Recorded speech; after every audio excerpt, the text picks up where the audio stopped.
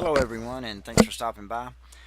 In this video, I want to explain what I think is really happening with all these just this explosion of sexual harassment cases.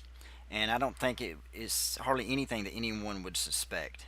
Um, it's not that this is going over everybody's head, it's just that this is coming in under everybody's nose. And the amount of these sexual harassment cases is quite alarming, and it's also really out of the ordinary. We've had sexual harassment since time immemorial, and this kind of thing has always been around. It's always been a problem. So why just now do we see every entertainment or political Tom, Dick, and Harry being accused of sexual harassment? Why now? What is the point? I mean, what is really going on here?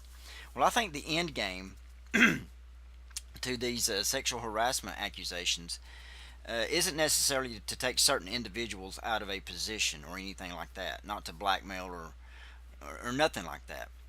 What I think this is about is I think that this is about ultimately a big brother state. It's about constant surveillance.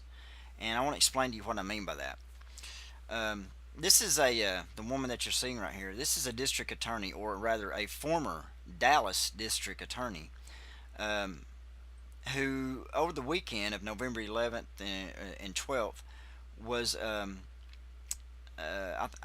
don't know if she was arrested, but she was definitely her Uber driver definitely called the lie on her. And what happened was is she was at a club or a bar, and she was too intoxicated to drive herself home, so she called a Uber driver to give her a ride home. And on the way home, her and the Uber driver had a big exchange. She was hurling insults and profanities at him, and he ultimately ended up calling the law and to have her removed from his cab. So watch the ABC News piece right here. It's about 2.5 minutes, and it'll give the full story. Dallas lawyer has been fired after getting into an argument with her Uber driver, who says she threatened him, hit him, even accused him of kidnapping her. ABC's Lindsay Janis is here with that story. Good morning, Lindsay.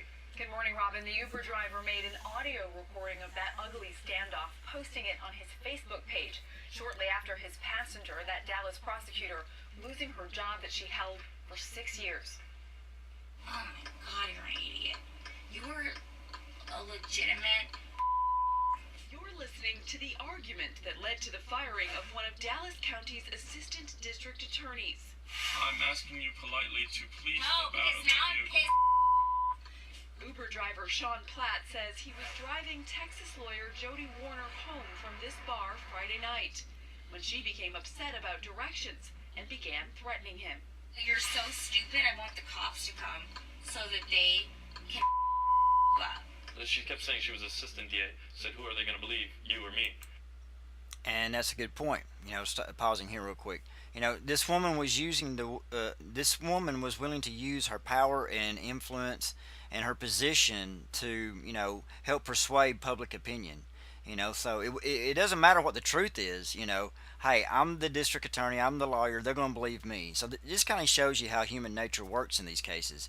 And why they would argue, hey, we need video surveillance because sometimes people can use their power and position to sway public influence. So I said, you know what, you're kind of right. So I took out my phone and I recorded it. So he took out his phone and he started to record it. So this right here is basically, I think, what they're wanting to bring in, this kind of thinking. Hey, people need to be recorded because these sexual harassment in this quote unquote rape culture is getting out of hand.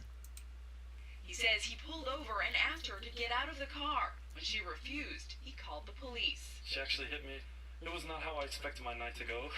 Ma'am, please. No, hey, please. Dude, everything's being recorded. I'm an assistant district attorney, so I think this might be kidnapping right now, actually. When the cops arrived, Platt says he declined to press charges. I'm used to dealing with drunk passengers on a consistent basis. I forgive her. But Warner's employer, not so forgiving. The DA's office firing her late Monday, in a statement writing, her behavior is contrary to this office's core principle of integrity. And I'm sorry that it cost her her job. That was not my intent. But you don't treat people that way. Overnight, Warner denying she ever hit Platt, but expressing regret and calling her behavior unacceptable. Telling ABC News, "I cringe whenever I hear or think about the things that I said that night." Adding, "The audio doesn't tell you that I was in a situation that made me feel very uncomfortable." The driver, Sean Platt, tells us he wants people to leave her alone now. He says Warner has paid the price for her actions. Robin? Wow. All right. Watch what Robin Roberts says here, real quick. Listen. Lindsay, thank you very much. And good thing that he recorded that. It's a good thing he recorded that. Wow. So you see here exactly First of all, exactly where this could be going. I mean, okay, this rape culture and these sexual harassments, all this is just getting so out of hand. We just need to start surveilling people all the time. We need to start keeping constant surveillance on people and just watching their every move, because nobody can be trusted anymore. Not district attorneys, not Uber drivers, not Hollywood producers, actors. Nobody can be trusted. Politicians, teachers. There's a lot of teachers having sex with their students these days. So we got to constantly keep an eye on people.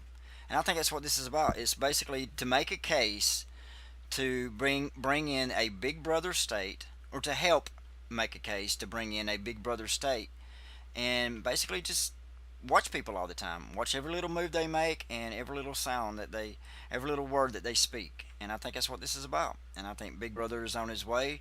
The deep state is already here, and they're going to be bringing Big Brother in any time now. And I think that cases like this, just like with 9/11, help bring in the Patriot Act and help bring in, TSA and all that. I think these sexual harassment cases, I think that's basically the end game of them. So thanks for stopping by and watching my video, and I hope you got something out of this, and let me know what you think about it. Thanks for stopping by. God bless.